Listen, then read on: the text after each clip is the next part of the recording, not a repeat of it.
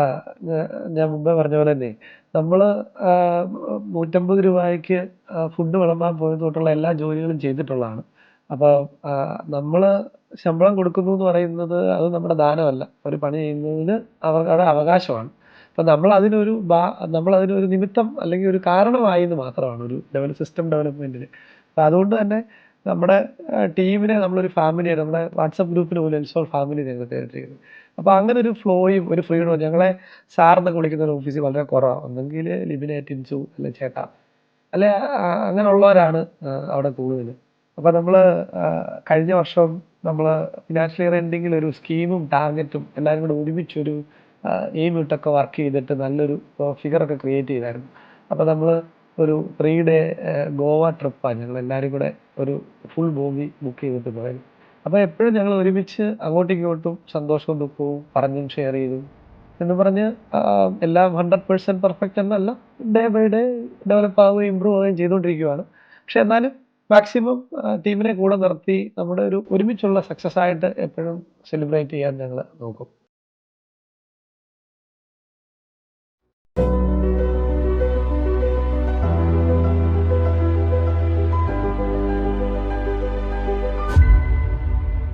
Hi, ഞാൻ Shameem Rafeeq, corporate trainer, business coach. സ്പാർക്കുള്ള ഒരു പുതിയ എഡിഷനിലേക്ക് സ്വാഗതം. ഒരു സംരംഭം തുടങ്ങുക എന്നുള്ളത് നിരവധി ചെറുപ്പക്കാരുടെ സ്വപ്നമാണ്, മോഹമാണ്.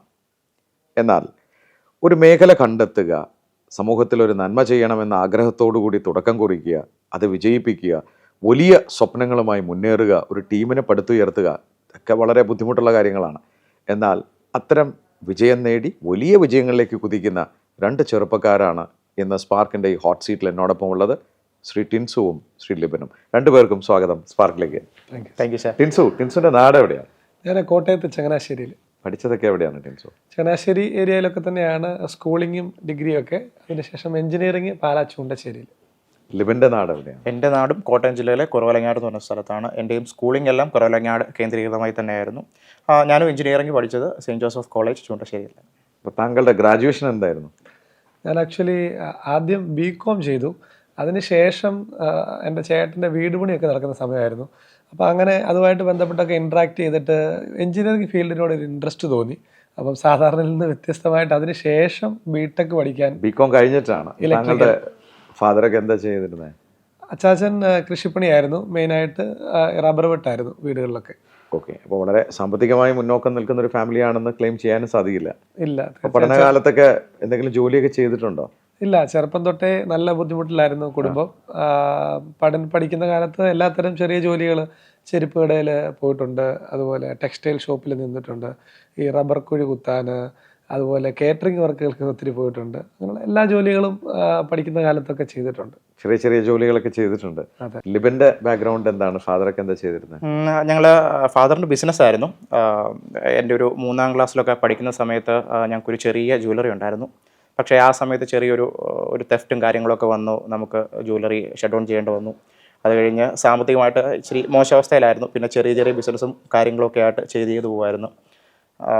ടിൻസുവിൻ്റെ പോലെ താങ്കളും എന്തെങ്കിലും പഠനത്തിലൊക്കെ ഇടയിൽ വല്ല ജോലിയൊക്കെ ചെയ്തിട്ടുണ്ടോ?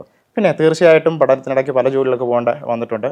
എൻ്റെ ഫാദറിൻ്റെ കാര്യം പറഞ്ഞു വരുമ്പോൾ ഏകദേശം ഞാൻ +2 ഒക്കെ പഠിക്കുന്ന സമയമായപ്പോൾ ഫാദറിൻ്റെ ഒരു സ്ട്രോക്കും കാര്യങ്ങളും വന്ന് കിടപ്പിലായിപ്പോയായിരുന്നു. അപ്പം അത് കഴിഞ്ഞിട്ട് +2 കഴിയുമ്പോഴാണല്ലോ എഞ്ചിനീയറിങ്ങിന് പോകുന്നത്. അപ്പോൾ എഞ്ചിനീയറിങ്ങിന് പോകാൻ നേരത്ത് നമുക്ക് ഭയങ്കര സാമ്പത്തികമായിട്ട് വളരെ രീതിയിലുള്ള ടൈറ്റുകളുണ്ടായിരുന്നു. അപ്പോൾ നമ്മൾ ചെറിയ കാറ്ററിങ്, ചെറിയ ചെറിയ ജോലികൾക്കെല്ലാം പോകുമായിരുന്നു. അവിടെയാണ് ഈ ചോദ്യം, നിങ്ങൾ തമ്മിൽ എവിടെ നിന്ന് കണ്ടുമുട്ടി? ഞങ്ങൾ ഒരേ ബെഞ്ചിലിരുന്ന് കോളേജിൽ പാലായിൽ ഇലക്ട്രിക്കൽ എഞ്ചിനീയറിംഗ് പഠിച്ചതാണ്. സെയിം ക്ലാസ്സിൽ. അപ്പോൾ ക്ലാസ്മേറ്റ്സ് ആണ്. Very good. ലിബിൻ, അപ്പോൾ എവിടെ നിന്നൊക്കെയാണ് ഈ ബിസിനസ്സിൻ്റെ ഒരു തോട്ട് പ്രോസസ്സ്? തീർച്ചയായിട്ടും എഞ്ചിനീയറിംഗ് ആണ് പഠിച്ചത്. ഞങ്ങൾ പ്രൊജക്റ്റും കാര്യങ്ങളും എല്ലാം ചെയ്തു വരാൻ നേരത്ത് തന്നെ സ്വന്തമായിട്ടൊരു എന്തെങ്കിലും ഒരു സംരംഭം തുടങ്ങണം എന്ന് ഞങ്ങൾക്കൊരു ആഗ്രഹം ഉണ്ടായിരുന്നു. അപ്പം ഞങ്ങൾ ഫീൽഡിൽ പല പല കാര്യങ്ങളെപ്പറ്റി പഠിക്കുകയും എന്തെങ്കിലും ഒരു സ്പെഷ്യൽ ഞങ്ങളെ ഫീൽഡുമായിട്ട് റിലേറ്റ് ചെയ്ത് ഞങ്ങൾക്ക് ടെക്നോളജിക്കലി എന്തെങ്കിലും സമൂഹത്തിന് കൊടുക്കാൻ പറ്റുന്ന ഒരു പ്രൊജക്റ്റിലോട്ട് ഞങ്ങൾക്ക് പോകണമെന്നുണ്ടായിരുന്നു. അങ്ങനെയാണ് ഞങ്ങൾ ബിസിനസ്സിൽ ഇറങ്ങാം. ഈ സോളാർ ബിസിനസ് എന്ന് പറഞ്ഞൊരു സംരംഭം സ്റ്റാർട്ട്. Solar business. സോളാറിലേക്ക് എങ്ങനെ വന്നു വിട്ടു? അതായത് നമുക്കറിയാമല്ലോ, ഇന്ത്യയിലെ അതല്ല എസ്പെഷ്യലി കേരളത്തിലെ തന്നെ എല്ലാവരുടെയും ഒരു വലിയ പെയിൻ പോയിന്റ് ആണല്ലോ ഈ വൈദ്യുതി, ഇലക്ട്രിസിറ്റി ബില്ലെന്ന് പറയുന്നത്. കറണ്ട് അടിച്ചു എന്ന് പറയാം ബില്ല് കിട്ടുമ്പോൾ. അതെ. നമ്മൾ ഒരു സിനിമയ്ക്ക് പോയാൽ നമ്മളിപ്പോൾ 100-150 മുടക്കിയിട്ട് അപ്പോൾ അത് എൻജോയ് ചെയ്യുന്നതുകൊണ്ട് നമുക്കതിലൊരു പെയിൻ ഇല്ല. പക്ഷേ ഇതെന്ന് പറയുമ്പോൾ 2 മാസം മുമ്പ് വരെ ഉപയോഗിച്ചതിൻ്റെ പേയ്മെൻറ്റ് നമ്മൾ അടയ്ക്കേണ്ടി വരുമ്പം, എസ്പെഷ്യലി ടെക്നോളജിക്കലി ഇപ്പം വാഷിംഗ് മെഷീൻ അല്ലെ AC സാധാരണ വീടുകളിലും എല്ലാം അത് കൂടുതലായിട്ട് ഉപയോഗിക്കുമ്പോൾ ഈ ഇലക്ട്രിസിറ്റി ബില്ലെന്ന് പറയുന്നത് ഒരു വലിയ ബാധ്യതയും, അല്ലെ കറണ്ട് ബില്ല് വരുമ്പോൾ വീട്ടിൽ വലിയൊരു ചർച്ചയാണ്.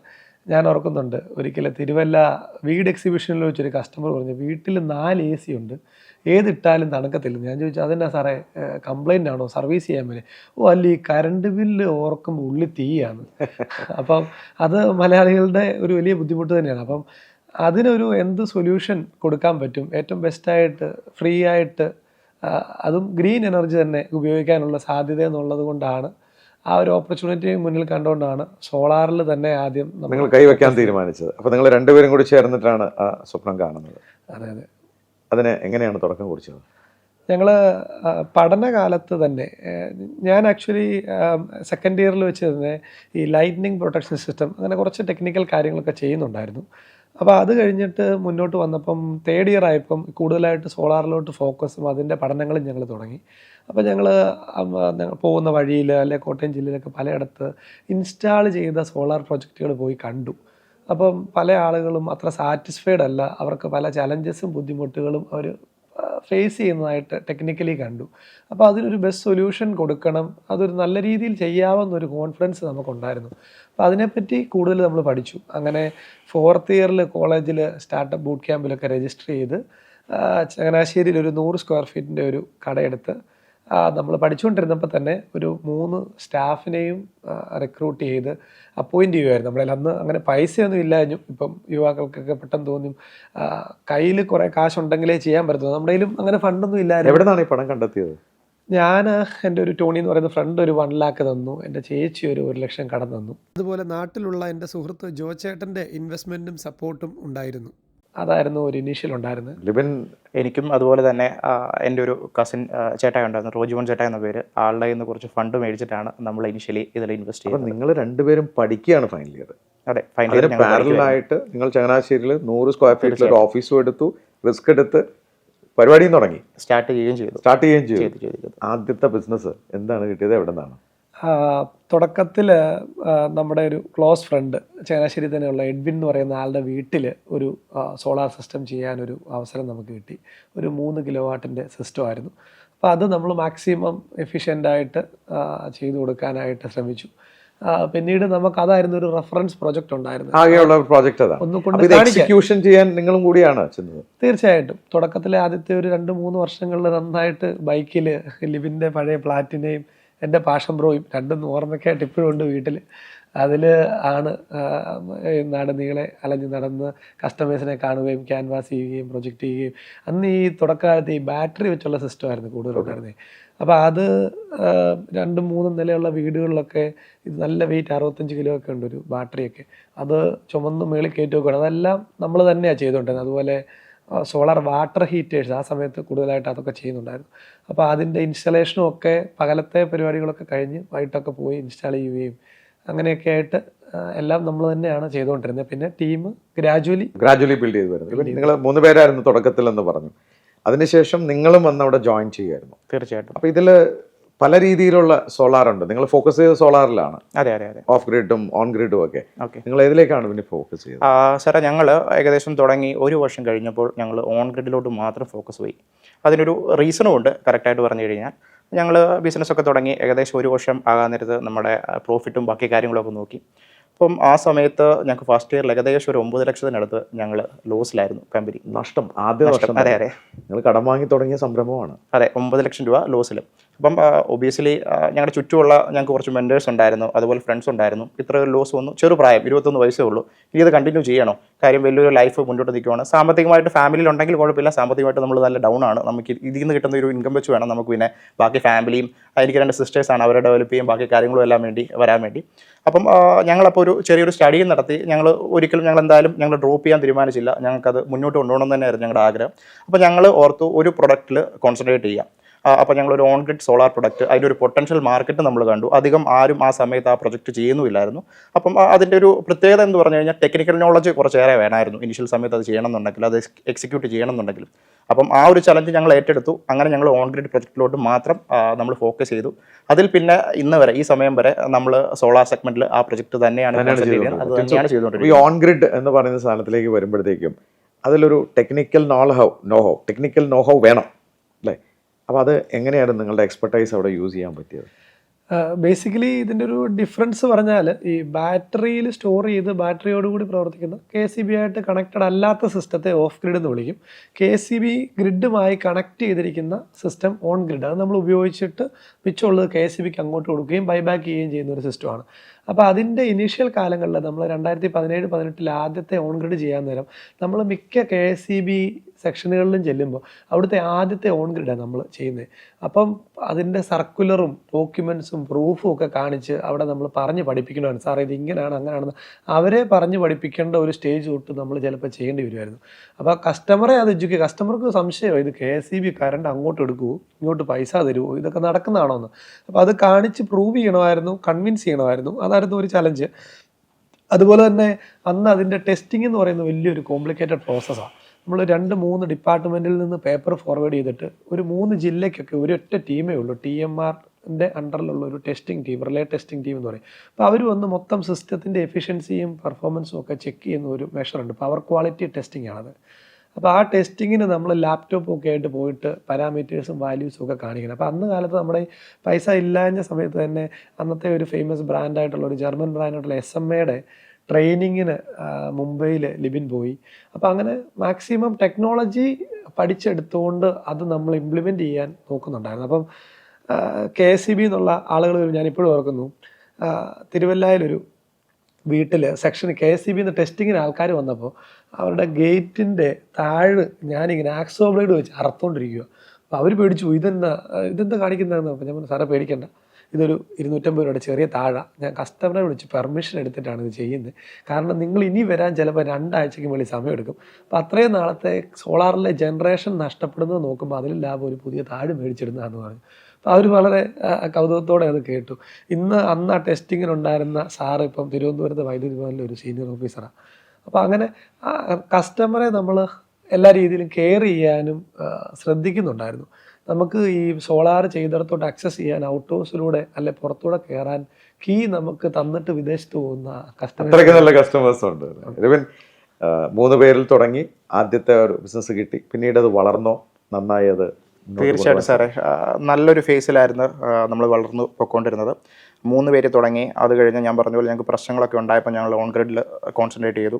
സ്വാഭാവികമായിട്ടും അവിടെ പിന്നെ ടെക്നീഷ്യന്മാർ വന്നു, സൂപ്പർവൈസേഴ്സ് വന്നു, നമ്മുടെ റീജിയൻ നമ്മൾ കുറച്ചുകൂടി എക്സ്പാൻഡ് ചെയ്തു, നമുക്ക് വോളിയം വന്നു തുടങ്ങി. അതനുസരിച്ച് നമ്മുടെ ടീം സ്ട്രെങ്തും പയ്യെ കൂടി 2020 എത്തിയപ്പോൾ എത്ര പേരോളായി? 2020 എത്തിയപ്പം ഏകദേശം നമുക്കൊരു 22-23 പേരിലോട്ട് നമ്മൾ എത്തിയായിരുന്നു. ആ സമയത്താണ് പാൻഡമിക്. അത് നിങ്ങളെ ബാധിച്ചോ? പാൻഡമിക് ഞങ്ങളെ ബാധിച്ചോ എന്ന് ചോദിച്ചു കഴിഞ്ഞാൽ ഇനീഷ്യൽ സ്റ്റേജിൽ എല്ലാവരും പാനിക്കായി പോലെ നമ്മളും പാനിക്കായി. അപ്പം ഇനീഷ്യൽ സമയത്ത് നമുക്ക് കുറച്ച് ബിസിനസ് കുറവും ബാക്കി കാര്യങ്ങളും ഉണ്ടായിരുന്നു. പക്ഷേ ഒരു സെക്കൻഡ് സ്റ്റേജ് എത്തിയപ്പം നമ്മൾ അതിലൊരു ഓപ്പർച്യൂണിറ്റി കണ്ടു. കാര്യം പാൻഡമിക് വന്നപ്പോഴും എല്ലാ പ്രശ്നങ്ങളും വന്നപ്പോഴും കറണ്ട് ബില്ലെന്ന് പറഞ്ഞത് ഒരു ഫാക്ടറായിട്ട് അതേപോലെ തന്നെ ഉണ്ടായിരുന്നു. ഇപ്പം നമ്മളെല്ലാവരും വീട്ടിലായിരുന്നു. ഇപ്പോൾ ഒബിയസ്ലി ഞാൻ പറയുകയാണെന്നുണ്ടെങ്കിൽ വീട്ടിലായിരുന്നപ്പോൾ കറണ്ട് ബില്ല് എല്ലാവരുടെയും കൂടുകയാണ് ചെയ്തത്. നമ്മൾ ആ ഒരു കാര്യം ശരിക്കും പറഞ്ഞു കഴിഞ്ഞാൽ ഒന്ന് മാർക്കറ്റ് ചെയ്തു. അപ്പം ഒരു ഫിക്സഡ് കോസ്റ്റ് കുറയ്ക്കുക എന്നുള്ളൊരു അവയർനെസ് കസ്റ്റമർക്ക് കൊടുക്കുക, അത് എങ്ങനെയും കൺവേർട്ട് ചെയ്ത് വർക്കാക്കുക എന്നുള്ളൊരു ടെക്നിക്കും ഞങ്ങളവിടെ യൂസ് ചെയ്തായിരുന്നു. ടിൻസു, അതൊരു ശരിക്കും ബാക്കിയുള്ള ബിസിനസ്സുകാർക്ക് ഒരു ഉപയോഗമായി കാണും അല്ലേ? തീർച്ചയായിട്ടും. കാരണം റെസിഡൻസ് ആണെങ്കിൽ ലിബിൻ പറഞ്ഞ പോലെ വീടുകളിൽ ആളുകൾ കൂടുതലുണ്ടായിരുന്നതുകൊണ്ട് ഇലക്ട്രിസിറ്റി ബില്ല് കൂടി. അപ്പോൾ ഇലക്ട്രിസിറ്റി ബില്ല് കൂടിയപ്പോൾ ഇവർ ജോലിക്ക് പോകുന്നില്ല, അല്ലെ അവർ ബിസിനസ്സാണ്, എല്ലാത്തിലും ഇൻകം കുറഞ്ഞു. പക്ഷേ എക്സ്പെൻസ് കുറവില്ല, അതങ്ങനെ നിൽക്കുക. ഇപ്പം കോവിഡ് ആയതുകൊണ്ട് കറണ്ട് ബില്ല് 3 മാസം കഴിഞ്ഞ് അടയ്ക്കാമെന്ന് പറഞ്ഞാൽ KCB സമ്മതിക്കത്തില്ലല്ലോ. അപ്പം അങ്ങനെ വന്നപ്പം ഇനി ബിസിനസ്സുകാർക്കാണെങ്കിലും അപ്പം പിന്നെ എല്ലാവരും ചിന്തിക്കാൻ തുടങ്ങി, ഒരു ചലഞ്ച് വന്നാൽ നമുക്ക് എവിടെയൊക്കെ എക്സ്പെൻസ് കൺട്രോൾ ചെയ്യാൻ പറ്റും, അല്ലെ എന്തൊക്കെ അന്നേരവും കാണും. അപ്പോൾ അങ്ങനെ ഫിക്സഡ് എക്സ്പെൻസിനെ കട്ട് ചെയ്യണമെന്നുള്ളത് ഒരു ഇമ്പോർട്ടൻ്റ് ആസ്പെക്റ്റായിട്ട് ആളുകൾ ഐഡൻറ്റിഫൈ ചെയ്ത് തുടങ്ങി. അപ്പോൾ അത് നമ്മൾ കറക്റ്റായിട്ട് ആളുകളെ എഡ്യൂക്കേറ്റ് ചെയ്തപ്പോൾ സോളാർ പോലെ ഇത്രയും ഫാസ്റ്റായിട്ട് റിട്ടേൺ കിട്ടുന്ന പ്രൂവൺ ആയിട്ടുള്ളൊരു സിസ്റ്റം. തുടക്കത്തിലെ മറ്റൊരു ചലഞ്ച് നമ്മൾ ഈ 17-18 ഇത് ചെയ്ത് കാണിക്കണം, പ്രൂവ് ചെയ്യണം. ഈ പറഞ്ഞ 4 യൂണിറ്റ് 1 കിലോ വാട്ടെ അല്ല 5 യൂണിറ്റ് 1 കിലോ വാട്ടെ കിട്ടുമെന്നൊക്കെ അവരെ നമ്മുടെ വാക്ക് വിശ്വസിച്ച് അവർ ചെയ്യണം. പിന്നെ അങ്ങോട്ട് 20 ഈ കോവിഡിന് ശേഷമുള്ള ടൈമൊക്കെ ആയപ്പം ഒരു 3-4 വർഷം ഇത് ഉപയോഗിച്ച് പ്രൂവണായ സിസ്റ്റംസ് പലത് കാണിക്കാനുണ്ടായിരുന്നു. അപ്പോൾ അവരുടെ സക്സസ് സ്റ്റോറിയും കൂടെ നമ്മൾ കറക്റ്റായിട്ട് മറ്റ് കസ്റ്റമേഴ്സിന് കോൺഫിഡൻസ് കൊടുക്കാൻ ഉപയോഗിച്ചുകൊണ്ടിരുന്നു. സൈറ്റുകൾ നമ്മളായിട്ട് അങ്ങോട്ട് ഇൻസിസ്റ്റ് ചെയ്യും, സാറേ റാൻഡമായിട്ട് സൈറ്റ് വന്ന് കാണും. അപ്പോൾ ചിലർക്ക് സംശയമുണ്ട്, ഇത് KSEB ഇത് അങ്ങനെ ചെയ്യുമോ, ഞാൻ മുമ്പേ പറഞ്ഞ പോലെ. അപ്പോൾ ഇത് വന്ന് കണ്ട് സാറ് ബോധ്യപ്പെട്ടിട്ട് നമുക്ക് ചെയ്താൽ മതി. ടിൻസുലേക്ക് ഒന്ന് തിരിച്ചു വന്നു കഴിഞ്ഞാൽ, ഈ ഒരു പ്രോസസ്സിൽ 3 പേര് വെച്ച് തുടങ്ങിയതാണ്, എത്ര എംപ്ലോയീസ് ആയിരുന്നു? ഇപ്പോൾ നമുക്ക് കേരളത്തിലും തമിഴ്നാടുമായിട്ട് 9 ബ്രാഞ്ചും 3 ഡിവിഷനുകളിലായിട്ട് ഏതാണ്ട് 130 അടുത്ത്. 3 പേരിൽ നിന്ന് 130 എംപ്ലോയീസ് ആയി. അതോടൊപ്പം തന്നെ 9 ബ്രാഞ്ചുകളായി. എവിടെയൊക്കെയാണ് ഈ ബ്രാഞ്ചുകളുള്ളത്? ട്രിവാൻഡ്രം, കോട്ടയത്ത് തന്നെ 4 ബ്രാഞ്ചുണ്ട്. അതുപോലെ എറണാകുളത്ത് ആലുവ അടുത്തുണ്ട്. പിന്നെ പാലക്കാട് ഒറ്റപ്പാലം, കോഴിക്കോട് മാഹിയിൽ, റീസെൻ്റ്ലി കോയമ്പത്തൂർ സ്റ്റാർട്ട് ചെയ്തു.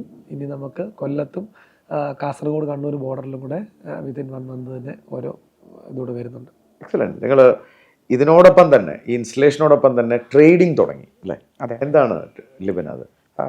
സാറേ, നമ്മൾ സോളാർ ബിസിനസ്സിൽ ഓൺ ഗ്രിഡ് ഒക്കെ ചെയ്ത് വരാൻ നേരത്ത് 2021 നമുക്ക് വോളിയം നല്ലപോലെ ഉണ്ടായിരുന്നു. അപ്പം നമ്മുടെ കൂടെയുള്ള പല കമ്പനികൾക്കും നമ്മൾ ചെറിയ ക്വാണ്ടിറ്റിയിൽ സോളാർ മൊഡ്യൂൾസ് അല്ലെങ്കിൽ സോളാർ കമ്പോണൻസ് ഡിസ്ട്രിബ്യൂട്ട് ചെയ്യാനും തുടങ്ങിയായിരുന്നു. അപ്പം നമുക്ക് പിന്നെ ഓരോരോ പീരീഡ് കഴിയുമ്പോൾ അതിൻ്റെ വോളിയം കൂടി വന്നു. അപ്പം നമുക്ക് തോന്നി ഒരു പുതിയൊരു വെർട്ടിക്കലായിട്ട് നമുക്കൊരു ട്രേഡിംഗ് ഡിവിഷനൂടെ സ്റ്റാർട്ട് ചെയ്യാമെന്നുള്ളത്. അങ്ങനെ ഞങ്ങൾ 2022 ലാസ്റ്റ് സ്റ്റാർട്ട് ചെയ്തതാണ് ട്രൂസൺ ട്രേഡിംഗ് കമ്പനി എന്ന് പറഞ്ഞ സോളാർ ഡിസ്ട്രിബ്യൂഷൻ കമ്പനി. ട്രൂസൺ. അതുപോലെ തന്നെ ഈ ട്രൂസണ്ണിൽ നമുക്കുണ്ടായിരുന്ന ഒരു സ്ട്രെങ്ത് എന്ന് പറഞ്ഞാൽ, ഞാൻ ആദ്യം പറഞ്ഞല്ലോ, ഓൺ ഗ്രിഡിനെ പറ്റി അധികം അറിയത്തില്ലാതെ ഒരു ചലഞ്ച് അനുഭവിച്ച കാലത്ത് നമ്മളത് പഠിച്ച് ചെയ്തായിരുന്നു. അപ്പോൾ നമ്മുടെ സുഹൃത്തുക്കളും നിയർ ബൈ ആയിട്ടുള്ള കമ്പനികളും ഒക്കെ അതിലേക്ക് കടക്കാൻ അവർക്കൊരു പാടുണ്ടായിരുന്നു. അപ്പം നമ്മൾ അവരെ ഓൺലൈൻ ക്ലാസ്സുകളിലും അല്ലാതെ ത്രൂ ഫോണും ഇനി നമ്മുടെ സൈറ്റ് കാണിച്ചുമൊക്കെ നമ്മുടെ സുഹൃത്തുക്കൾ കോമ്പറ്റീറ്റേഴ്സിനെ നമ്മൾ കുറച്ച് ഹെൽപ്പ് ചെയ്തിട്ടുണ്ടായിരുന്നു. അപ്പോൾ അങ്ങനെയുള്ളവർ നമ്മളോട് അസോസിയേറ്റ് ചെയ്യാനും പ്രോഡക്ട്സ് നമ്മളിൽ നിന്ന് വാങ്ങാനും ഒക്കെ അവർക്ക് ഒരു താല്പര്യമായിരുന്നു. അപ്പോൾ ആ ഒരു ബന്ധങ്ങളും സ്ട്രെങ്തും നമ്മളെ ട്രേഡിങ്ങിന് വളരാൻ ഹെൽപ്പ് ചെയ്തു. അപ്പോൾ ട്രേഡിങ്ങിന് സ്റ്റാർട്ടിങ്ങിൽ തന്നെ ഇന്ത്യയിലെ 2nd ലാർജസ്റ്റ് ആയിട്ടുള്ള പ്രീമിയർ എനർജീസ് എന്ന് പറയുന്ന ഒരു പാനലിൻ്റെ ഓൾ കേരള എക്സ്ക്ലൂസീവ് ഡിസ്ട്രിബ്യൂഷനും നമുക്ക് കിട്ടി. അപ്പോൾ അങ്ങനെ കേരളത്തിലെ പല സോളാർ സംരംഭകരും നമ്മളോട് അസോസിയേറ്റ് ചെയ്ത് പ്രോഡക്ട്സ് പർച്ചേസിനും കാര്യങ്ങൾക്കും കൊളാബറേറ്റ് ചെയ്യാൻ തുടങ്ങിയത് ട്രൂസൺ ഒരു നല്ല ഗ്രോത്തിന് വലിയൊരു മാർക്കറ്റ് തന്നെ ഡെവലപ്പ് ചെയ്യാൻ സാധിച്ചു അല്ലേ? സോ ഒരു കസ്റ്റമറിൽ നിന്നാണ് തുടങ്ങിയത്. പക്ഷെ ആ തുടക്കകാലത്ത് വലിയ ഓർഡേഴ്സ് എന്തെങ്കിലും കിട്ടിയിരുന്നോ? തുടക്കത്തിൽ ആദ്യത്തെ ഒരു വർഷം അങ്ങനെ ഇല്ലായിരുന്നു, റെസിഡൻഷ്യൽ പ്രൊജക്റ്റുകൾ തന്നെയായിരുന്നു കൂടുതലും. അതെ, എങ്കിലും 2019 നമുക്കൊരു നല്ല ഏറ്റവും ഒരു യുണീക്ക് ആയിട്ടുള്ള ഒരു വലിയ പ്രൊജക്റ്റ് കിട്ടിയതാണ്. ഞാൻ BCom പഠിച്ച ചങ്ങനാശ്ശേരിയിലെ തന്നെ മീഡിയ വില്ലേജ് അല്ലെ സെൻറ്റ് ജോസഫ്സ് കോളേജ്, അവിടെ ഒരു 100 കിലോവാട്ടിൻ്റെ പ്ലാന്റ്. അത് അന്നൊരു 60 ലക്ഷം രൂപ കോസ്റ്റ് വരുന്ന സിസ്റ്റം. വലിയൊരു ഓർഡറാണ്. അതെ, അന്ന് കോട്ടയം ബേസ്ഡ് ഒരു കമ്പനി അത്രയും വലിയൊരു പ്രൊജക്റ്റ് ചെയ്തിട്ട് കൂടെ ഇല്ലായിരുന്നു. അപ്പോൾ അത് ചെയ്യാൻ സക്സസ്ഫുള്ളായിട്ട് കംപ്ലീറ്റ് ചെയ്യാൻ സാധിച്ചത് നമുക്കൊരു നല്ല വഴിത്തിരിവ്, വളരെ ഫാസ്റ്റായിട്ട് എക്സിക്യൂട്ട് ചെയ്ത് കമ്മീഷൻ ചെയ്ത് കൊടുത്തു. അപ്പോൾ അവിടുന്ന് തന്നെ റെഫറൻസ് ഓർഡറുകൾ കൂടുതൽ വന്നു. അതുപോലെ തന്നെ അതിൽ നിന്ന് കണക്ട് ചെയ്ത് നമുക്ക് പല പ്രൊജക്റ്റുകൾ, അതായത് പൈറ്റക്കുളം മാർബിൾസ്, ഇടിമണ്ണിക്കൽ ജ്വല്ലറി ഒക്കെ പോലുള്ള നല്ല ക്ലയൻസിനെ കിട്ടി. അവരുടെ ഒരു സ്ഥാപനത്തിൽ ചെയ്യാൻ അവസരം തന്ന് അത് നമ്മൾ സക്സസ് ആക്കുമ്പം ബാക്കി അടുത്തടുത്ത പ്രൊജക്റ്റുകൾ റിപ്പീറ്റഡ് ആയിട്ട് റെഫർ ചെയ്യാൻ തുടങ്ങി അല്ലേ? ഇന്ന് ആ വളർച്ചയിൽ എത്ര കസ്റ്റമേഴ്സിന് നിങ്ങൾ ഇൻസ്റ്റലേഷൻ ചെയ്തിട്ടുണ്ടോ? റെസിഡൻഷ്യലും കൊമേഴ്ഷ്യലുമായിട്ട് ഏതാണ്ട് ഒരു 3500 മുകളിൽ കസ്റ്റമേഴ്സ് ഓൾ കേരള നമുക്കുണ്ട്, സോളാർ പ്രൊജക്റ്റുകൾ മാത്രം. എക്സലന്റ്. അതിനോടൊപ്പം തന്നെ എന്തെങ്കിലും അംഗീകാരങ്ങൾ നേടിയിട്ടുണ്ടോ? തീർച്ചയായിട്ടും. നമുക്ക് 2021-22 കാലങ്ങളിൽ സംസ്ഥാന ഗവൺമെൻറ് അക്ഷയ ഊർജ അവാർഡിൽ യങ് എൻ്റർപ്രണർ എന്ന കാറ്റഗറിയിൽ നമ്മൾ റണ്ണറപ്പായി. അതായിരുന്നു നമ്മുടെ വലിയൊരു സക്സസ്. അതുപോലെ തന്നെ അതിനുശേഷം എനർജി മാനേജ്മെൻറ്റ് സെൻറ്ററിൻ്റെ വളരെ വാല്യുബിൾ ആയിട്ടുള്ള ഒരു റെക്കഗ്നീഷൻ നമുക്ക് കിട്ടുകയുണ്ട്. അങ്ങനെ 2 സംസ്ഥാന അവാർഡുകളും മറ്റ് പല സോഷ്യൽ ഓർഗനൈസേഷൻസിൻ്റെയും ഒക്കെ റെക്കഗ്നീഷൻസും നമുക്ക് ഗ്രോത്തിനൊരു ഫ്യൂവലായിരുന്നു. ഒരു അച്ചീവ്മെൻ്റ് എന്ന് പറഞ്ഞ് ഹൈലൈറ്റ് ചെയ്യാൻ പറ്റുന്ന എന്താണുള്ളത്? അങ്ങനെ ചിന്തിച്ച് നോക്കിയാൽ ഞാൻ ആദ്യം പറഞ്ഞ പോലെ 2017 തൊട്ട് ആദ്യത്തെ 1-2 വർഷം സ്ട്രഗിളിംഗ് ആയിരുന്നു. പിന്നെ കോവിഡ് കഴിഞ്ഞപ്പം കുഴപ്പമില്ലാത്തൊരു പിക്കപ്പ് വന്നു. അതിനുശേഷം 20 to 22 പീരീഡിൽ കുറച്ച് പേഴ്സണൽ കമ്മിറ്റ്മെൻറ്റ്സ് ഒക്കെ ഞങ്ങൾക്ക് ഉണ്ടായിരുന്നു. ഞങ്ങളുടെ രണ്ടുപേരുടെയും, അതുപോലെ ഞങ്ങളുടെ സീനിയർ എംപ്ലോയി, നമ്മുടെ പാർട്ണറായിട്ടുള്ള ലിജോയുടെ വെഡ്ഡിങ്, ഞങ്ങളുടെ വെഡ്ഡിങ്സ് ഒക്കെ ഉണ്ടായിരുന്നു. അപ്പോൾ അതൊക്കെ കഴിഞ്ഞ് 22 അവസാനം തൊട്ടാണ് ഇത്തിരി അഗ്രസീവായിട്ട് ടീം ഡെവലപ്മെൻറ്റും ഓൾ കേരള എക്സ്പാൻഷനിലോട്ടൊക്കെ നമ്മൾ കൂടുതലായിട്ട് വന്നത്. അപ്പോൾ ആ സമയത്ത് തന്നെ PM സൂര്യഘർ സബ്സിഡി, ഇപ്പോഴത്തെ 78,000 കോടി രൂപ ഓൾ ഇന്ത്യ സ്പെൻഡ് ചെയ്തുള്ള പ്രോഗ്രാം വന്നത്. അപ്പോൾ ആ പ്രോഗ്രാമിൽ നമുക്ക് നല്ലൊരു ട്രാക്ഷൻ കിട്ടി. അപ്പോൾ അതിൻ്റെ കേരളത്തിലെ ഏറ്റവും ആദ്യം 1000 പ്രൊജക്റ്റ് എത്തിയ കമ്പനി നമ്മളായിരുന്നു. അത് മാത്രമല്ല കേരളത്തിലെ ഇന്ത്യയിൽ മുഴുവനായിട്ടുള്ള ഈ ഒരു പദ്ധതിയിൽ വളരെ വാല്യുബിളായിട്ടുള്ള കോൺട്രിബ്യൂഷൻസ് കൊടുക്കാൻ ടീം എൽസോളിന് സാധിച്ചു എന്നുള്ളൊരു വലിയ സക്സസ്സാണ്. അതായത് അതിൻ്റെ ആ ഒരു ഓൺലൈൻ പോർട്ടലിൽ ഏതാണ്ട് 18ഓളം സജഷൻസ് നമ്മൾ കൊടുത്തത് പ്രാക്ടിക്കലി അവിടെ ഇംപ്ലിമെൻറ്റ് ചെയ്തു. ഓൺലൈനും ഫിസിക്കലുമായിട്ട് ഡൽഹിയിൽ പല മീറ്റിങ്സ് ഉണ്ട്. ഇപ്പം ഈ മന്ത് ഓൺവേർഡ്സ് എല്ലാ മന്തിലും സെക്കൻഡ് മൺഡേയിലെ റിവ്യൂ മീറ്റിങ്സ് ഒക്കെ സ്റ്റാർട്ട് ചെയ്യാൻ തുടങ്ങിയിട്ടുണ്ട്. അപ്പോൾ അതിലൊക്കെ നമുക്ക് നല്ലൊരു കോൺട്രിബ്യൂഷൻ, അത് ഇന്ത്യയിൽ തന്നെ എല്ലാവർക്കും ഉപകാരപ്പെടുന്ന രീതിയിൽ നമ്മുടെ ഒരു കൈവപ്പ് അതിൽ കൊടുക്കാൻ പറ്റി എന്നുള്ളത് ഒരു വലിയ സന്തോഷമാണ്. ലെവൻ, എൽസോൾ നിങ്ങളുടെ ബ്രാൻഡ് ഏതാണ്? എന്താണ് ഈ എൽസോളിൻ്റെ പിന്നിൽ? എന്താണ് ആ പേരിൻ്റെ അർത്ഥം? എൽസോൾ എന്ന് പറഞ്ഞ ഒരു പേരിൻ്റെ അർത്ഥം, അതിൻ്റെ മീനിങ് അതൊരു സ്പാനിഷ് വേർഡാണ്. ദ സൺ എന്നാണ് അർത്ഥം. അപ്പം എൻ്റെ ടിൻസുവിൻ്റെ ഒരു കോമൺ ഫ്രണ്ട്, ഒരു ഫാദറുണ്ട്, ആൾ ഇറ്റലിയിലുള്ളതാണ്. അപ്പം നമ്മൾ കമ്പനി തുടങ്ങിയപ്പോൾ പല പല പേരുകളിലൂടെ നമ്മളിങ്ങനെ പോയി. അപ്പോൾ ഒരു സണ്ണുമായിട്ട് റിലേറ്റ് ചെയ്തൊരു നെയിമായിരുന്നു ഞങ്ങൾ നോക്കിയിരുന്നത്. അങ്ങനെ അവിടെ നിന്നൊരു അച്ഛൻ്റെ ഒരു സജഷൻ വഴിയാണ് ദ സൺ എന്നുള്ള പേരിൽ, എൽസോൾ എന്നുള്ള പേരിൽ നമ്മൾ സ്റ്റാർട്ട് ചെയ്തു. എൽസോളും ഉണ്ട്, ട്രൂ സണ്ണും ഉണ്ട്. ഇതല്ലാതെ വേറെ ഏതെങ്കിലും മേഖലയിൽ കൈവച്ചിട്ടുണ്ട്? തീർച്ചയായിട്ടും സാറേ, ഇതല്ലാതെ ഒരു മേഖലയിലൂടെ നമ്മൾ കൈവച്ചിട്ടുണ്ട്. 2021 ഞങ്ങളൊരു പുതിയൊരു ഫേമൂടെ സ്റ്റാർട്ട് ചെയ്തു, ഒരു വെഡ്ഡിങ് ഫോട്ടോഗ്രാഫി കമ്പനി. അപ്പം അതിൽ പാർട്ട്നേഴ്സായി വേറെ 2 പേരൂടെ ഉണ്ട്, ഞാനും ടിൻസും കൂടാതെ ഞങ്ങളുടെ ടീമിൻ്റെ തന്നെ ഭാഗമായിട്ടുള്ള 2 പേര്. അപ്പോൾ അവരെ 2 പേരെയും കൂടെ ഞങ്ങളുടെ പാർട്ട്നേഴ്സ് ആക്കി. അവർ ആൻ്റണി, അതുപോലെ തന്നെ ലിജോ. അപ്പം ആൻ്റണിക്ക് ഓൾറെഡി ഇവൻറ്റ്സ് ഫീൽഡിലെല്ലാം ഒരു എക്സ്പീരിയൻസ് ഉള്ള ഒരാളായിരുന്നു. അപ്പം പുള്ളിയാണ് ആ ടീം ലീഡ് ചെയ്യുന്നത്. അങ്ങനെ ഞങ്ങൾ 4 പേരും കൂടെ എൽസോൾ ക്രിയേഷൻ എന്ന് പറഞ്ഞ വെഡ്ഡിങ് ഫോട്ടോഗ്രാഫി കമ്പനി സ്റ്റാർട്ട് ചെയ്തു. കേരളത്തിൽ ഉടനീളം നല്ല രീതിയിൽ പ്രൊജക്റ്റ് ചെയ്ത് നമ്മൾ മുന്നോട്ട് പോകുന്നു. എക്സലൻറ്റ്. ടിൻസുവിലേക്ക് തിരിച്ചു വരാം. ടിൻസു, ഒരു ആദ്യ വർഷം 9 ലക്ഷം രൂപ നഷ്ടത്തിൽ ഇരുന്നിരുന്ന സ്ഥാപനമാണ്.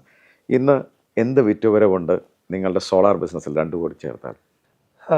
കഴിഞ്ഞ ഫിനാൻഷ്യൽ ഇയറിൽ നമുക്ക് ഏതാണ്ട് ഒരു 70 കോടി അടുത്ത് ഉണ്ടായിരുന്നു. ഈ വർഷം കുറച്ചും കൂടെ ഫാസ്റ്റാണ് എക്സ്പാൻഷനൊക്കെ. അപ്പോൾ അതുകൊണ്ട് നമ്മളൊരു 125+ ടോട്ടൽ ബിസിനസ് ക്രിയേറ്റ് ചെയ്യാനാണ് ശ്രമിച്ചുകൊണ്ടിരിക്കുന്നത്. 125 കോടിയിലേക്കുള്ള പ്രയാണത്തിലാണ്. എക്സലൻറ്റ്.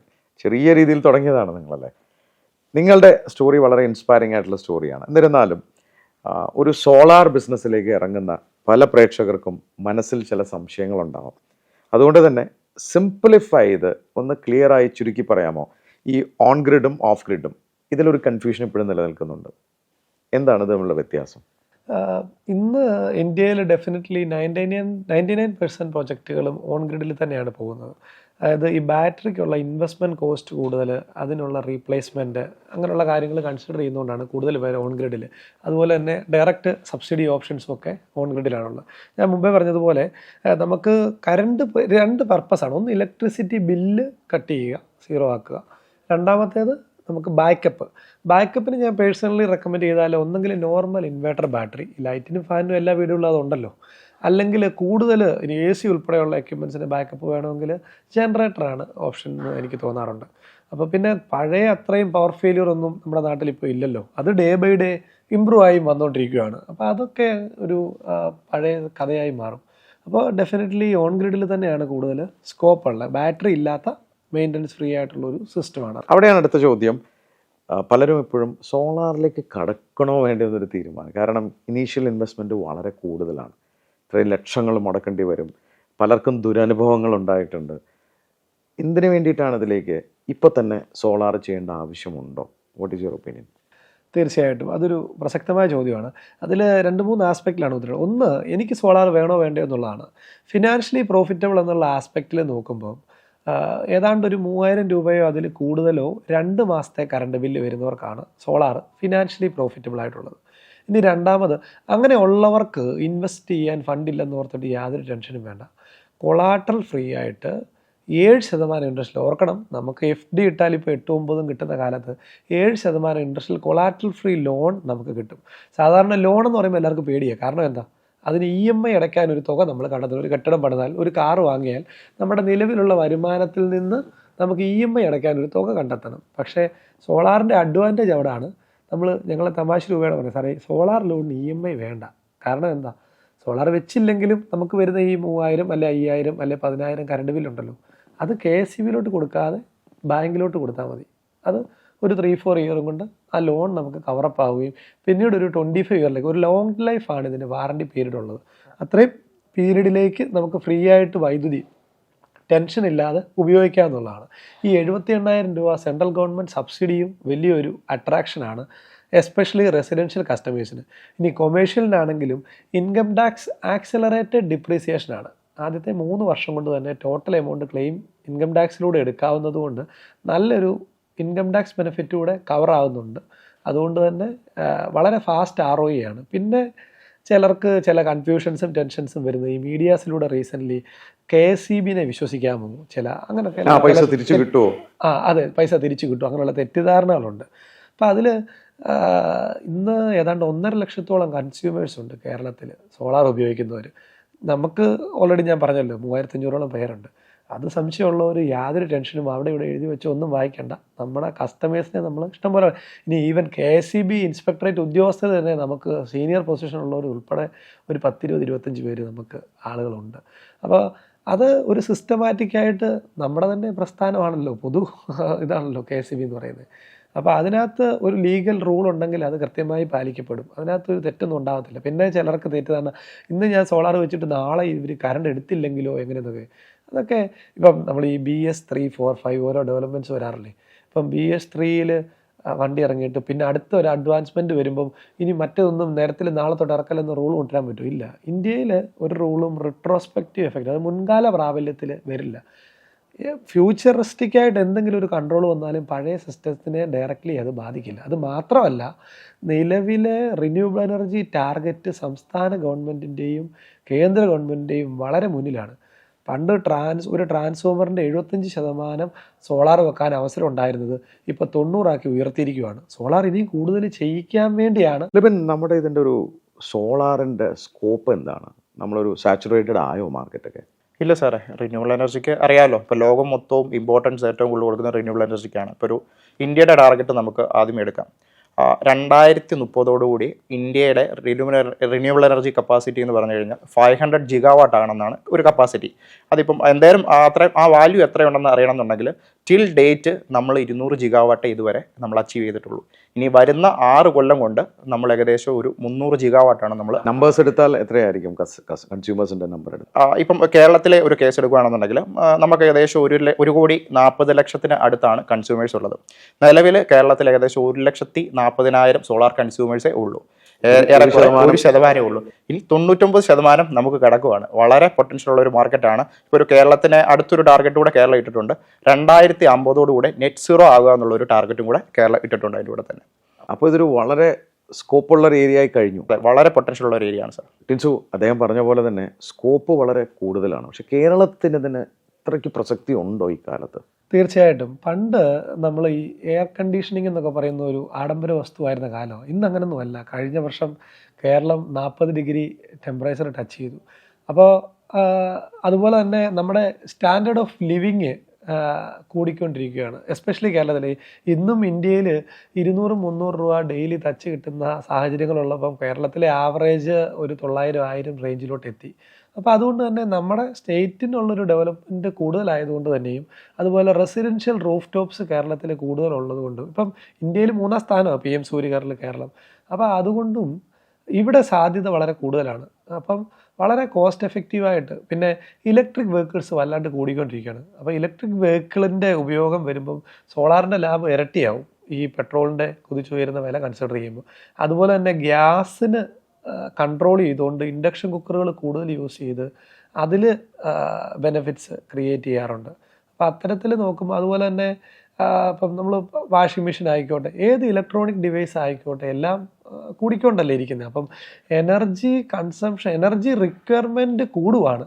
അപ്പോൾ അത് ഒരിക്കലും ഡാം മാത്രം കെട്ടിയോ അല്ലെങ്കിൽ ചാർക്കോ ഇത് കത്തിച്ചോ മാത്രം നമുക്ക് ഉണ്ടാക്കൽ പോസിബിൾ അല്ല. ഈ ഡിസ്ട്രിബ്യൂട്ടഡ് എനർജി റിസോഴ്സ് വലിയൊരു പങ്ക് ഇനി വഹിക്കേണ്ടിയിരിക്കുന്നു. ഇല്ലെങ്കിൽ ഈ സിസ്റ്റം നമുക്ക് നിലനിൽക്കാനും കൂടെ ഇതൊരു ആവശ്യമാണ്. മാക്സിമം ജനറേഷൻ റിന്യൂവബിൾ എനർജിയിലൂടെ ക്രിയേറ്റ് ചെയ്യുക എന്ന് പറയുന്നത്. പ്രിൻസ് പറഞ്ഞത് ശരിയാണ്. കാരണം നമ്മുടെ നാട്ടിലെടുക്കുകയാണെങ്കിൽ പണ്ടൊക്കെ എ സി എന്ന് പറഞ്ഞൊരു ആഡംബരമാണെങ്കിൽ വളരെ സാധാരണക്കാർ പോലും എ സി വാങ്ങേണ്ട സിറ്റുവേഷനിലാണ്. കാരണം ചൂട് സഹിക്കാൻ വയ്യ എന്ന് പറയും. നമ്മൾ മിഡിൽ ഈസ്റ്റിലൊക്കെ ട്രാവൽ ചെയ്യുന്ന സമയത്ത് കണ്ടിട്ടുണ്ട്, പകൽ പോലും അവിടെ എല്ലാവരും എ സി റൂമുകളിൽ ഇരിക്കാൻ പറ്റുള്ളൂ. എനിക്ക് തോന്നുന്നു ഭാവിയിൽ അങ്ങനെ ഒരു സാഹചര്യം വരികയാണെങ്കിൽ എ സി എന്നൊക്കെ പറഞ്ഞാൽ നമ്മുടെ വീട്ടിലൊരു ടി വി പോലെ തന്നെ കോമൺ ആയി തീർന്നിരിക്കാം. അപ്പോൾ ആ സമയത്ത് സോളാർ ഉണ്ടായേ പറ്റുള്ളൂ ഇലക്ട്രിസിറ്റി ബില്ല്. കാരണം ഗവൺമെൻറ്റുകളൊക്കെ ഈ ഉത്തരവാദിത്തത്തിൽ പതുക്കെ ഒഴിഞ്ഞു മാറാനുള്ള സാധ്യത കൂടുതലാണ്. സോളാർ ഒരു വൻ കുതിപ്പ് തന്നെ എക്സ്പെക്റ്റ് ചെയ്യാം നമുക്ക്, അല്ലേ? അതെ അതെ, തീർച്ചയായിട്ടും. തിരിച്ചു അതുപോലെ തന്നെ നമ്മൾ പരിചയപ്പെടുന്നതിൻ്റെ ഒരു കോച്ചിങ്ങിൻ്റെ ഭാഗമായിട്ടാണ് അന്ന് വളരെ കാഷ്വൽ ആയിട്ടാണ് താങ്കൾ എന്നോട് ചോദിച്ചതും, എൻ്റെ വീട്ടിൽ 2 മാസം കൂടുമ്പോൾ ബില്ല് എത്രയുണ്ട്? ഞാൻ പറഞ്ഞു ഒരു 10,000 രൂപയൊക്കെ വരാറുണ്ട്. ഞാൻ ആ ബില്ല് താങ്കൾക്ക് അയച്ച് തരികയും ചെയ്തു. ഉടൻ തന്നെ എനിക്ക് റിപ്ലൈ അയച്ചു, ഇന്ന ഒരു സിസ്റ്റം അവിടെ ഇംപ്ലിമെൻറ്റ് ചെയ്യുകയാണെങ്കിൽ ബില്ല് കുറയ്ക്കാം. എനിക്ക് നിരവധി പേരെ സോളാർ രംഗത്ത് പരിചയമുള്ളവരുണ്ട്, എന്നെ കോച്ചിങ് അറ്റൻഡ് ചെയ്തിട്ടുണ്ട്. ഞാൻ വളരെ ലൈറ്റായിട്ട് എടുത്തെങ്കിലും ഭാര്യയോട് സംസാരിച്ചിട്ടാണ് ഞാൻ താങ്കളോട് പറയുന്നത്, ഓക്കെ ഒരാളെ വിടുമെന്ന് നമുക്ക് നോക്കാം എന്ന് പറഞ്ഞപ്പോഴേക്കും തൊട്ട് പിറ്റേ ദിവസം തന്നെ കാലത്തൊരാൾ വരികയും പിന്നീട് നടന്നത് വളരെ ഫാസ്റ്റായിട്ടുള്ളൊരു പ്രോസസ്സാണ്. അപ്പോൾ എൻ്റെ മനസ്സിലുണ്ടായിരുന്നത് കുറേ നാളുകളെടുത്ത് ഇൻസ്റ്റാൾ ചെയ്ത് അതിൻ്റെ സബ്സിഡി ഇതൊന്നുമല്ല സംഭവിച്ചത്. പിറ്റേ ദിവസം തന്നെ ആൾ വരുന്നു, അതിൻ്റെ പിറ്റേ ദിവസം സാധനം ഇറക്കുന്നു, അന്ന് വൈകിട്ട് പണി തുടങ്ങുന്നു. ഞാൻ കണ്ണടച്ച് തീരുന്നതിന് മുമ്പ് ഏകദേശം ഒരു 10 ദിവസം, ഇത് കേട്ടിരിക്കുന്നവർക്ക് തോന്നാൻ എക്സാജറേഷൻ ആണെന്ന് എൻ്റെ സോഷ്യൽ മീഡിയയിൽ കൃത്യമായി ഞാൻ അതിന് കുറിപ്പോട് സഹിതം പിക്ചറോട് കൂടി ഇട്ടിട്ടുണ്ട്. ഏകദേശം ഒരു 10 ദിവസം കൊണ്ട് തന്നെ ഇൻസ്റ്റലേഷൻ പ്രോസസ്സും വളരെ ഫാസ്റ്റായിട്ടാണ് ഇത് ചെയ്തു തീർത്തത്. എങ്ങനെയാണ് ഇത്രയും ക്വിക്കായിട്ട് ടീം എൽസോളിന് ഇത് ചെയ്യാൻ സാധിക്കുന്നത്? നമ്മൾ ഈ 7 വർഷമായിട്ടും ഓൺ ഗ്രിഡിൽ തന്നെയാണ് എക്സ്പെർട്ടൈസ് ചെയ്തിരിക്കുന്നത്. അപ്പോൾ അതുകൊണ്ടുള്ള അതിനകത്തെ ടെക്നിക്കൽ സിസ്റ്റംസും അറേഞ്ച്മെൻറ്റ്സും എല്ലാം നമുക്ക് ഏറ്റവും ഫാസ്റ്റായിട്ട് അഡോപ്റ്റ് ചെയ്യാൻ സാധിക്കാറുണ്ട്. അതുപോലെ തന്നെ ഞാൻ ആദ്യം സൂചിപ്പിച്ച പോലെ നമുക്ക് ആദ്യം കോട്ട ഏരിയകളിലൊക്കെ മാത്രമായിരുന്നു പ്രൊജക്ട്സ്. നമ്മൾ ടീമും ഓഫീസും എക്സ്പാൻഡ് ചെയ്യുന്ന അനുസരിച്ചുള്ള ഏരിയകളിലാണ് നമ്മൾ വർക്ക് എടുക്കുന്നത്. അപ്പോൾ അവിടെ ഫാസ്റ്റായിട്ട് എക്സിക്യൂട്ട് ചെയ്യാനുള്ള ടീം നമുക്കവിടെ ലോക്കൽ ഏരിയകളിൽ തന്നെ അവൈലബിൾ ആണ്. മാത്രമല്ല നമ്മുടെ ഒരു യങ്സ്റ്റേഴ്സിൻ്റെ ഒരു ഗ്യാങ് ആണ് നമ്മുടെ കൂട്ടത്തിലുള്ള. അപ്പോൾ എല്ലാവരും നമ്മുടെ കൂടെ നല്ല കട്ടയ്ക്ക് നിൽക്കുന്ന ഒരു ടീമാണ്. യൂഷ്വലി സാറിൻ്റെ കേസ് ശരിയാണ്, ഒരു 10 ദിവസം കൊണ്ട് വന്നു. യൂഷ്വലി ഒരു റെസിഡൻഷ്യൽ പ്രൊജക്റ്റ് ഒരു ആവറേജ് പീരീഡ് ഒരു 1 to 1.5 months വരെയൊക്കെ എടുക്കാറുണ്ട്. അതുപോലെ തന്നെ ഹയർ കപ്പാസിറ്റി പ്രോജക്റ്റ് ആണെങ്കിൽ കുറച്ചും കൂടെ ടൈം എടുക്കാറുണ്ട്. പിന്നെ ചില സെക്ഷൻസിൽ നമുക്ക് എഫിഷ്യൻ്റായിട്ട് അവരുടെ സൈഡിൽ നിന്ന് നമുക്ക് സപ്പോർട്ട് കിട്ടും. ഇന്ന് രാവിലെ ഞാൻ ഫേസ്ബുക്കിലെ ഒരു പബ്ലിക് സോളാറിൻ്റെ ഗ്രൂപ്പിൽ പോസ്റ്റ് കണ്ട ഒരു കസ്റ്റമർ ഇട്ടിരിക്കുന്നു, താങ്ക് യു ടീം എൽസോൾ, ഇനി കമ്മീഷനിങ് കഴിഞ്ഞ് 15 ദിവസത്തിനുള്ളിൽ എനിക്ക് സബ്സിഡി കിട്ടിയെന്ന് പറഞ്ഞ്. അപ്പോൾ ചില ഇൻസിഡൻറ്റിൽ ഫാസ്റ്റ് ഒരു എക്സ്ട്രാ ഇത് ഉണ്ടാവാറുണ്ട്. പക്ഷേ എങ്കിലും നമ്മൾ ഓവറോൾ ഏറ്റവും ബെസ്റ്റായിട്ട്, ഞാൻ മുമ്പേ പറഞ്ഞതുപോലെ മറ്റേ ആ തിരുവല്ലയിലെ കേസ് പറഞ്ഞ പോലെ ഏറ്റവും ബെസ്റ്റായിട്ട് ഏറ്റവും ഫാസ്റ്റായിട്ട് സൊല്യൂഷൻ കൊടുക്കാൻ നമ്മളെപ്പോഴും ശ്രദ്ധിക്കാറുണ്ട്. അതിൻ്റെ ഒരു കമ്മിറ്റ്മെൻറ്റും പ്ലാനിങ്ങും നമുക്ക് ഡിപ്പാർട്ട്മെൻറ്റ് വൈസ് നമ്മൾ തിരിച്ചിരിക്കുകയാണ്. നമുക്ക് സെയിൽസിൻ്റെ ടീമുണ്ട്, മാർക്കറ്റിംഗ് ഉണ്ട്, അതുപോലെ തന്നെ അക്കൗണ്ട്സ്, പ്രൊജക്ട്സ്, അങ്ങനെ ഓരോ ഡിപ്പാർട്ട്മെൻറ്റ്സും അതനുസരിച്ച് പ്രോപ്റ്റായിട്ടുള്ളൊരു കോർഡിനേഷൻ ഉണ്ട്. തീർച്ചയായിട്ടും ടീം എൽസോളിൻ്റെ ഏറ്റവും മികച്ച സാറ്റിസ്ഫൈഡ് കസ്റ്റമർ ഞാനായിരിക്കും. കാരണം 10,000 രൂപ ബില്ല് വന്നതിൽ നിന്ന് ആവറേജ് ഒരു 200-250 ഞാൻ എപ്പോഴും ബില്ല് ശ്രദ്ധിക്കാറുണ്ട്. ഇപ്പോഴും അത് അങ്ങനെ തന്നെയാണ് പോയിക്കൊണ്ടിരിക്കുന്നത്. എന്നാൽ കൺസംഷൻ കൂടുതലുമാണ് എൻ്റെ വീട്ടിൽ. അപ്പോൾ അതുകൊണ്ട് അതൊരു പെർഫെക്റ്റ് ആയിട്ട് പോകുന്നുണ്ട്. ടീം എൽസോളിൻ്റെ ഭാവി സ്വപ്നങ്ങൾ എന്താണ് ടിൻസു? നമുക്ക് നെക്സ്റ്റ് ഒരു 5 year കൊണ്ട് ഓൾ ഇന്ത്യ ലെവലിലോട്ട് എക്സ്പാൻഷൻ കൊണ്ടുവന്ന് അതിനോട് ചേർത്ത് സാധിക്കുമെങ്കിൽ GCCയിലോട്ടും കൂടെ ഡെവലപ്മെൻറ്റ്സ് ചെയ്ത് ഒരു 1000 കോടി ടേൺ ഓവറും ഒരു 500 പേരുടെ ടീമിലോട്ടുമൊക്കെ എത്തണമെന്നാണ് നമ്മൾ ശ്രമിച്ചുകൊണ്ടിരിക്കുന്നത്. എസ്പെഷ്യലി ഒരു വാല്യൂ ഉള്ള ഒരു ബിസിനസ് കൂടെയാണ് നമ്മുടെ എന്ന് പറയുന്നത്. കാരണം ഗ്രീൻ എനർജിയുടെ പ്രാധാന്യം നമ്മൾ ചിന്തിക്കുന്നതിൽ ഒത്തിരി വലുതാണ്. നമ്മൾ സ്കൂളിലൊക്കെ പഠിക്കും, നല്ല നാളേക്ക് വേണ്ടി മരം നട്ടുപിടിപ്പിക്കണം, അല്ലെങ്കിൽ പ്ലാസ്റ്റിക് വലിച്ചെറിയുന്നത്. അപ്പോൾ നമ്മൾ ഓർക്കും ഈ മരം വളർന്ന് വലുതാകാൻ 20 കൊല്ലം 30 കൊല്ലം എടുക്കും, അപ്പോൾ നമ്മുടെ മക്കൾക്ക് വേണ്ടിയാണെന്നൊരു കൺസെപ്റ്റ് പണ്ട് തോന്നുമായിരുന്നു. പക്ഷേ ഇന്നങ്ങനൊന്നുമല്ല. നമ്മൾ ചെയ്യുന്നതിനൊക്കെ അപ്പം നമുക്ക് പണി കിട്ടാൻ തുടങ്ങി. കഴിഞ്ഞ വർഷത്തെ ടെമ്പറേച്ചർ തന്നെ നമുക്കറിയാമല്ലോ. ഈവൻ കൊച്ചിയിലും അല്ലെ ഡൽഹിയിലും ഒക്കെ പുകയും മഞ്ഞും കൂടെ കൂടി അല്ലെങ്കിൽ വേസ്റ്റ് കത്തിച്ചുള്ള ചലഞ്ചസ്, ജീവിക്കാനുള്ള ബുദ്ധിമുട്ടുകൾ വരുന്ന ലെവലിലേക്കാണ് വരുന്നത്. അപ്പോൾ അതുകൊണ്ട് തന്നെ ഞങ്ങൾ വിഷനായിട്ട് കരുതിയിരിക്കുന്നത് ഇന്ത്യയുടെ ഭൂപ്രകൃതിയുടെ യൗവനം എത്രമാത്രം എഫിഷ്യൻ്റായിട്ട് കാത്തു സൂക്ഷിക്കാൻ ടീം എൽസോളിന് സോളാറിലൂടെ സാധിക്കുമെന്നുള്ളതാണ് ഞങ്ങൾ നോക്കുന്നത്. കാരണം ഇന്ന് ഇന്ത്യയിൽ ഒരു യൂണിറ്റ് വൈദ്യുതി ഉൽപ്പാദിപ്പിക്കാൻ 800 ഗ്രാം കാർബൺ ഡൈ ഓക്സൈഡാണ് ഏതാണ്ട് പുറന്തള്ളപ്പെടുന്നത്. അപ്പോൾ അതിനെ ആഗിരണം ചെയ്ത് ഓക്സിജൻ ആക്കാനുള്ള ഒരു മരത്തിൻ്റെ കഴിവിനെ കമ്പയർ ചെയ്യുമ്പോൾ ഒരു 3000 മരം വെക്കുന്നതിന് തുല്യമാണ് സാറിൻ്റെ വീട്ടിലെ പോലത്തെ ഒരു 5 കിലോ വാട്ട് പ്ലാന്റ് എന്ന് പറയുന്നത്. ഒന്ന് ഓർത്ത് നോക്കിയേ, 3000 മരം. വലിയൊരു സോഷ്യൽ കോസ് ആണത്, സോഷ്യൽ കോസ് ആണത്. ലിബിൻ, നിങ്ങൾ പാർട്ട്നേഴ്സാണ്. രണ്ടു പേരും ഏത് കർമ്മമേഖലയാണ് ചെയ്യുന്നതെന്നുള്ളത് ചർച്ച ചെയ്ത് സെപ്പറേറ്റ് ചെയ്തിട്ടുണ്ടോ? തീർച്ചയായിട്ടും സാറേ, നമ്മൾ സെപ്പറേറ്റ് ചെയ്തിട്ടുണ്ട്. ടിൻസു കൂടുതലും മാർക്കറ്റും ബിസിനസ് ഡെവലപ്മെൻറ്റ് ഏരിയയിലാണ് വർക്ക് ചെയ്യുന്നത്. ഞാൻ കൂടുതലും ഓപ്പറേഷൻസ് എക്സിക്യൂഷൻ, അതേപോലെ ഒരു സിസ്റ്റം പ്രോസസ്സ് ആക്കുക എന്നുള്ള ഒരു ഏരിയയിലാണ് ഞാൻ കൂടുതൽ വർക്ക് ചെയ്യുന്നത്. അതുകൊണ്ട് നല്ലൊരു ടീം വർക്കാണ്. അതെ, നല്ലൊരു ടീം വർക്കാണ്. ഞങ്ങൾക്ക് നല്ല രീതിയിൽ ഒരു കോർഡിനേഷനിൽ ഞങ്ങൾക്ക് വർക്ക് ചെയ്ത് പോകാനും സാധിക്കുന്നുണ്ട്. നിങ്ങളുടെ വളർച്ചയുടെ ഒരു ഭാഗമായി നിന്ന് അടുത്തു നിന്ന് കാണുന്നൊരു വ്യക്തി എന്ന നിലയ്ക്ക് ഞാൻ ചോദിക്കുകയാണ്, നിങ്ങളുടെ ടീം വളരെ ഹൈലി മോട്ടിവേറ്റഡ് ആയിട്ടുള്ളൊരു ടീമാണ്. നിങ്ങളുടെയൊക്കെ ഭാഷയെ പറഞ്ഞാൽ നിങ്ങളുടെ ചങ്കുകളാണല്ലേ. ഇതുപോലൊരു ടീമിനെ പടുത്തുയർത്താൻ നിങ്ങൾ എന്താണ് ചെയ്യുന്നത്? ഞാൻ മുമ്പേ പറഞ്ഞ പോലെ തന്നെ നമ്മൾ 150 രൂപയ്ക്ക് ഫുഡ് വിളമ്പാൻ പോയത് തൊട്ടുള്ള എല്ലാ ജോലികളും ചെയ്തിട്ടുള്ളതാണ്. അപ്പോൾ നമ്മൾ ശമ്പളം കൊടുക്കുന്നു എന്ന് പറയുന്നത് അത് നമ്മുടെ ദാനമല്ല, അവർ പണി ചെയ്യുന്നതിന് അവരുടെ അവകാശമാണ്. അപ്പം നമ്മളതിനൊരു നിമിത്തം അല്ലെങ്കിൽ ഒരു കാരണമായി എന്ന് മാത്രമാണ് ഒരു സിസ്റ്റം ഡെവലപ്മെൻറ്റിൽ. അപ്പോൾ അതുകൊണ്ട് തന്നെ നമ്മുടെ ടീമിനെ നമ്മളൊരു ഫാമിലിയാണ്, നമ്മുടെ വാട്സപ്പ് ഗ്രൂപ്പിന് പോലും എൽസോൾ ഫാമിലി ഞങ്ങൾ പേരിട്ടിരിക്കുന്നത്. അപ്പോൾ അങ്ങനെ ഒരു ഫ്ലോയും ഒരു ഫ്രീഡവും, ഞങ്ങളെ സാറെന്നൊക്കെ വിളിക്കുന്ന ഒരു ഓഫീസിൽ വളരെ കുറവാണ്. ഒന്നെങ്കിൽ ലിബിനെ, ടിൻസു, അല്ലെ ചേട്ടാ, അല്ലെ അങ്ങനെയുള്ളവരാണ് അവിടെ കൂടുതൽ. അപ്പോൾ നമ്മൾ കഴിഞ്ഞ വർഷം നമ്മൾ ഫിനാൻഷ്യൽ ഇയർ എൻഡിങ്ങിൽ ഒരു സ്കീമും ടാർഗറ്റും എല്ലാവരും കൂടെ ഒരുമിച്ചൊരു എയിം ഇട്ടൊക്കെ വർക്ക് ചെയ്തിട്ട് നല്ലൊരു ഫിഗറൊക്കെ ക്രിയേറ്റ് ചെയ്തായിരുന്നു. അപ്പോൾ നമ്മൾ ഒരു 3 ഡേ ഗോവ ട്രിപ്പാണ് ഞങ്ങളെല്ലാവരും കൂടെ ഒരു ഫുൾ ബോഗി ബുക്ക് ചെയ്തിട്ട് പോയത്. അപ്പോൾ എപ്പോഴും ഞങ്ങൾ ഒരുമിച്ച് അങ്ങോട്ടും ഇങ്ങോട്ടും സന്തോഷവും ദുഃഖവും പറഞ്ഞും ഷെയർ ചെയ്തും എന്ന് പറഞ്ഞ് എല്ലാം 100% പെർഫെക്റ്റ് എന്നല്ല, ഡേ ബൈ ഡേ ഡെവലപ്പ് ആവുകയും ഇമ്പ്രൂവ് ആവുകയും ചെയ്തുകൊണ്ടിരിക്കുകയാണ്. പക്ഷെ എന്നാലും മാക്സിമം ടീമിനെ കൂടെ നിർത്തി നമ്മുടെ ഒരു ഒരുമിച്ചുള്ള സക്സസ് ആയിട്ട് എപ്പോഴും സെലിബ്രേറ്റ് ചെയ്യാൻ ഞങ്ങൾ നോക്കും. രണ്ടുപേരും വളരെ ചെറിയ രീതിയിൽ തുടങ്ങിയതാണ്. ഒരു ബെഞ്ചിൽ ഇരുന്ന് കോളേജിൽ പഠിച്ച് ഒരേപോലെ 2 കസേരയിൽ വന്ന് സ്പാർക്ക് ഇൻ്റർവ്യൂ തന്നുകൊണ്ടിരിക്കുകയാണ്. ചെറിയൊരു സ്വപ്നം കണ്ടു, 100 സ്ക്വയർ ഫീറ്റിൽ 3 പേരെ പഠിക്കുമ്പോൾ തന്നെ ഹയർ ചെയ്യുന്നു. ആദ്യ വർഷം 9 ലക്ഷം നഷ്ടം, ഇന്ന് 125 കോടിയിലേക്കാണ് പ്രയാണം. സ്വപ്നങ്ങൾ വലുതാണ്. 1000 കോടി, 500 എംപ്ലോയീസ്. ആ ലക്ഷ്യത്തിലേക്ക് കുതിച്ചെത്തുമെന്നുള്ള പൂർണ്ണ വിശ്വാസം രണ്ടുപേർക്കും ഉണ്ടോ?